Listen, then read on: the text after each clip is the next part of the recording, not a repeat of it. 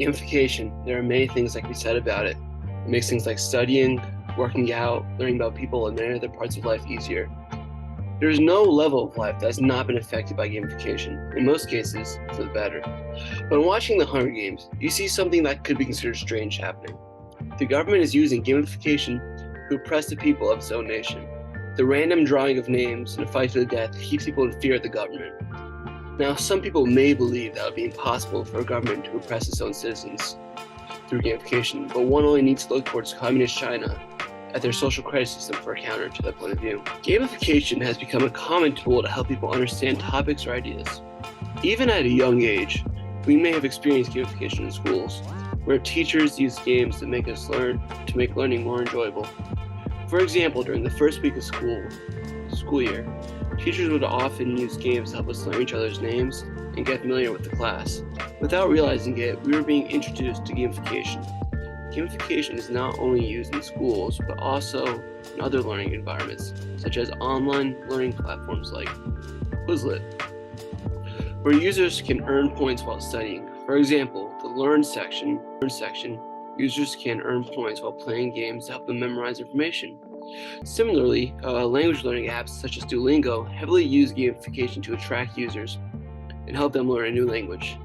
If we take a closer look at the apps and websites we use every day, we may be surprised by how many of them use gamification. Using game-like elements in learning situations makes the process far more enjoyable and helps retain information better. However, it is important to note that gamification can also be used to maintain power over a group of people. Some individuals or organizations may use gamification to manipulate behavior or reinforce harmful ideologies. When watching the movie The Hunger Games, you see a truly dystopian society where most of the population lives in complete poverty under the oppressive boot of a completely authoritarian government. There are many ways that the government keeps the people of Pan Am under their complete control. They divide and separate the people of Pan Am, keep them under constant surveillance, and use gamification. They keep them under constant fear that they or their children could be drafted into the Hunger Games and most likely die in the combat.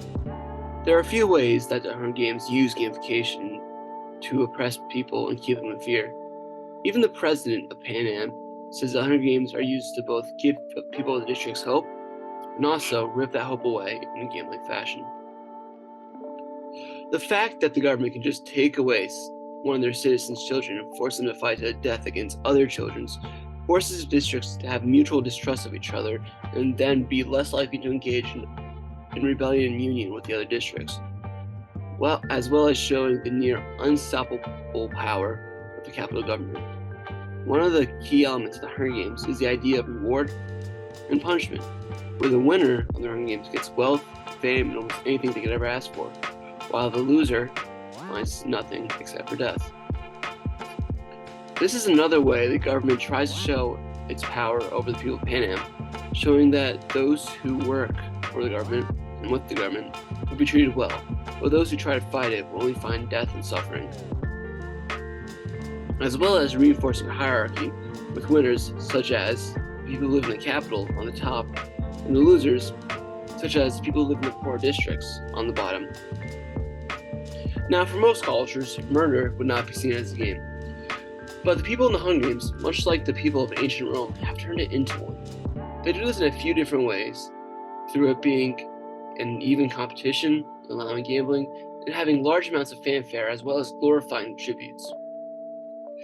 These are a few of the ways that make the Hunger Games feel more like a game and less like murder. Another element of gamification in the Hunger Games is the use of rules and regulations, seen both inside the games and out.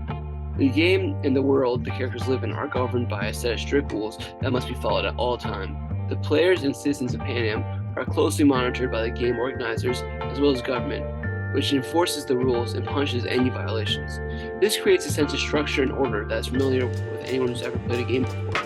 When watching the movie, the scene that best shows the effects of gamification is the one where the draw occurs. This is a more or less gamifying death in front of a massive audience, because for most of the districts, there's no way to win the Hunger Games, and by making the draw random, they are showing that no one is safe from the long arms of the government. Upon reviewing the content of this unit, I discovered that there was a particular reading that resonated with me in relation to the Hunger Games. This reading depicted a scenario where individuals were forced to resign to a fabricated world and compelled to acknowledge a false reality, where their status is inferior to those residing in the capital. The situation is developed from Plato's cave and the concept of freedom. However, it was not a philosopher who liberated the people, rather a violent uprising.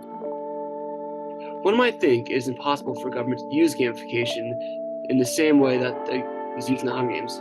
There have been many cases, both in the past and present, that refute that statement. In the communist dictatorship of China, there's always been a history of oppression committed by the all-powerful government, much like in the Hunger Games. From the Great Leap Forward to the Cultural Revolution, the communist government has tried many things to prevent its citizens from exercising their basic human rights. One of their most recent attempts is strangely similar to some of the apps that use gamification: the social credit system. The social credit system is designed to evaluate the citizen's trustworthiness based on behavior in various aspects of life, such as financial responsibility, social behavior, and personal habits. The system is run by the government, which collects data from various sources, including financial institutions, social media platforms, and surveillance cameras.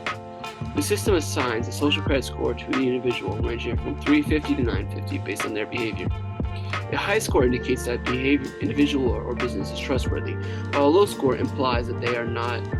The score determines various factors in a person's life, such as access to credit, job opportunities, and even the ability to travel. And if a person's score drops low enough, they can even find themselves in jail. This is much like an evil version of Duolingo or Quizlet. This is the worst of gamification.